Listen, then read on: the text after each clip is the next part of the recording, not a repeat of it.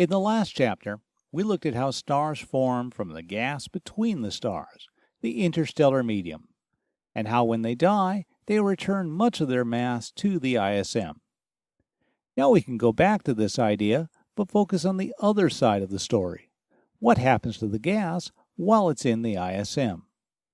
This cycle of gas being expelled by stars and then returning to later generations of stars is known as the star-gas-star cycle. When gas is ejected from a dying star, it's extremely hot, at least thousands of Kelvin, and in the case of a supernova, it can be millions of Kelvin. However, before it can be incorporated into the next generation of stars, it has to cool off to less than 100 Kelvin.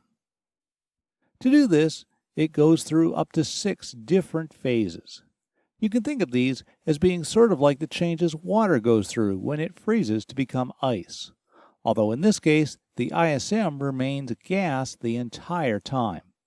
It's just that in each phase, the gas behaves somewhat differently and has different temperatures and densities. Of these 6 phases, 4 have the same gas pressure, so we'll start with these ones. That's important. A gas has space between the molecules, giving it room to contract. So depending upon pressure and temperature, a gas will have a greater or lower density. 6 phases sounds a bit complicated, but the first 4 are simply stages in the cooling process. The pressure stays constant, so as the temperature gets cooler, the density of the gas increases. This makes the gas behave somewhat differently, so we'll start by going over those differences. Afterwards, we'll go over the 2 phases of the ISM in which pressure does change, which happens for some interesting reasons directly related to the lives of stars. The first of the main phases of the interstellar medium is called the hot ISM. This is the phase that gas is in shortly after a supernova explosion and in the strong winds produced by high-mass stars. The hot ISM is extremely hot, typically 1,000,000 Kelvin or higher, while its density is extremely low. On average, there's only 0.01 atoms per cubic centimeter. Another way of saying this is that you would only find a single atom in a volume of 100 cubic centimeters. The hot ISM is also highly ionized. Light atoms like hydrogen have lost all of their electrons, while even heavy atoms like iron have lost many of their electrons. The high temperature and extreme ionization mean that this gas produces mostly X-rays, and we can map it out using X-ray telescopes. We often find the hot ISM in the shape of spherical bubbles. Our Sun is inside one of these bubbles. Sometimes the hot gas from several supernovae can combine to form large hot regions called superbubbles. The hot ISM is also the source of an important process, the formation of cosmic rays. When a supernova explodes, shock waves along the edge of the hot ISM crash into the surrounding gas. This can accelerate ionized atoms up to nearly the speed of light. When these relativistic ions crash into the Earth's atmosphere, we call them cosmic rays, and they give us clues about what's going on in the hot ISM. The hot ISM cools by radiating X-rays out into space. As this happens, the edges change phase to the warm ISM. The warm ISM is at a temperature of 10,000 Kelvin and has a density of 1 atom per cubic centimeter. This is the most common phase in the disk of the Milky Way. The hydrogen gas in the warm ISM is mostly neutral, though some of the heavier elements can still be ionized. It's much too cool to produce any X-rays, but it does emit radio waves with a wavelength of 21 centimeters.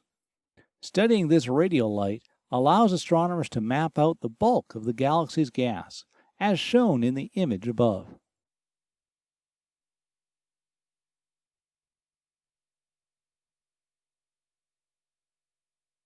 As the warm ISM cools, it changes phase to form cool atomic hydrogen. Like the warm ISM, it's made mostly of neutral hydrogen, but it's much cooler and denser. The average temperature is around 100 Kelvin, and the density is about 100 atoms per cubic centimeter. Cool atomic hydrogen emits 21 centimeter radio waves, just like the warm ISM. But instead of being spread out throughout the disk, the cool hydrogen is mostly found in shells around molecular clouds. In molecular clouds, the temperature drops down to just 10 to 30 Kelvin, and the densities range from 300 to 1,000 atoms per cubic centimeter. However, the most important change comes in the nature of the hydrogen. At these temperatures and densities, atoms of hydrogen combine into molecules. A hydrogen molecule has two hydrogen atoms bound together. Molecular hydrogen doesn't emit radio waves, so it's much harder to observe than atomic hydrogen. However, wherever we find molecular hydrogen, we also find other molecules, and some of these are better emitters than hydrogen. The most important one, made of a carbon atom bound to an oxygen atom. Carbon monoxide and similar molecules emit light in the shortest part of the radio spectrum, known as microwaves. So we can map molecular clouds by mapping the locations of these microwaves. In fact, it's this microwave emission that cools molecular clouds so effectively. This image shows a carbon monoxide map of the constellation Orion, with the colors representing different densities of molecular clouds. One other way we can find molecular clouds is with dust. Many of the heavy elements, like silicon, iron, and even some of the carbon, form solid dust grains at these low temperatures. So molecular clouds are also marked by clouds of dust.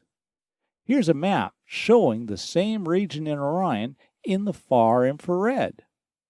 The low-temperature dust glows at these wavelengths, producing the wispy structure seen throughout the constellation. Here's a table that covers the first 4 phases of the ISM. We've already put in a selection of items, but you should go back through the lecture and fill in the rest. Most of the interstellar medium is in pressure equilibrium. As the temperature goes down, the density goes up, so that the outward push from each phase is balanced by the push it gets from the gas around it. If you multiply the temperature times the density, you get a measure of pressure, and this number is constant in most places. However, there are a few places where the gas is not in pressure equilibrium. When this happens, the gas either expands outward or collapses inward on itself. The most important collapsing phase is molecular cloud cores. In the densest regions of molecular clouds, the density can get up to over 10,000 atoms per cubic centimeter, while the temperature continues to be less than 60 Kelvin. If we just look at gas pressure, we would expect the high density would make the cloud expand. However, when we take gravity into account, we realize that the relatively high density will give the cloud core strong enough gravity to start to collapse in on itself. In the last chapter, we saw that this is the first step in the process that leads to the formation of a star, returning the gas that originally emerged from a dying star millions of years earlier. Another non-equilibrium phase of the ISM is found in star-forming regions, ionization nebulae. An ionization nebula forms when a hot O or B star forms in a star-forming region. The ultraviolet light from these stars heats up the surrounding gas to around 10,000 Kelvin and strips the electrons away from the hydrogen atoms. As the electrons recombine with the hydrogen, it starts to produce emission lines in the visible and ultraviolet parts of the spectrum, as well as a wide spectrum of radio waves. We see this as glowing ionization nebulae in star-forming regions, like the Orion Nebula in the background here. The red color from hydrogen emission is often the most obvious feature of these nebulae in visible light. All O stars produce ionization nebulae, because these high-mass stars don't last long enough to get away from where they formed. Since ionization nebulae produce radio waves, we can find them even when the visible light is blocked by dust. So we can use these to get a sense of all the O stars in the galaxy. In fact, there are only a few thousand of these stars out of over 200 billion stars in the Milky Way. Finally, since both the temperature and density of ionization nebulae are very high, they expand out into the surrounding space. Now you can finish summarizing the phases of the ISM by filling in this table on the last two phases. Now let's look at the long-term effects of the star-gas-star cycle. As we've seen, hot gas that leaves stars slowly cools through different phases of the interstellar medium until it finally turns into molecular clouds, where it collapses to form new stars. Then the stars go through their lives and return gas back to the interstellar medium. However, stellar evolution changes the nature of the gas, and this is reflected in changes in the ISM. There are two main ways the gas is changed. First, it becomes enriched in heavy elements. The first stars probably formed from gas that was just hydrogen and helium. However, nuclear fusion, along with the force of supernova explosions, create heavier elements, and these go back into the interstellar medium over time. Second, it loses gas. When most stars die, they return only part of their mass to space. The rest stays behind as white dwarfs, neutron stars, and black holes. As a result, over time, there will be less and less gas in the interstellar medium. This has implications for the stars that form as well. Since there's less gas, there will be fewer stars forming as the galaxy gets older, and these stars will have more heavy elements. We'll come back to this idea when we discuss galaxy evolution. This brings us to a way of categorizing stars by their composition. All stars are mostly hydrogen and helium, but the amount of metals in stars varies. Remember that by metals, we mean any element that isn't hydrogen or helium. The Sun and most of the stars around it are described as population 1 stars. These stars have relatively large amounts of metal in their spectra, typically 1 to 3% of the star's composition. On the other hand, some stars have only 0.1% metals. These are called population 2.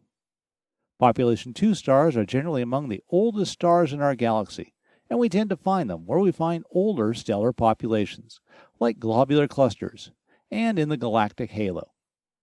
It's likely that population 2 stars formed early in the galaxy's history, before many metals had been created in stars.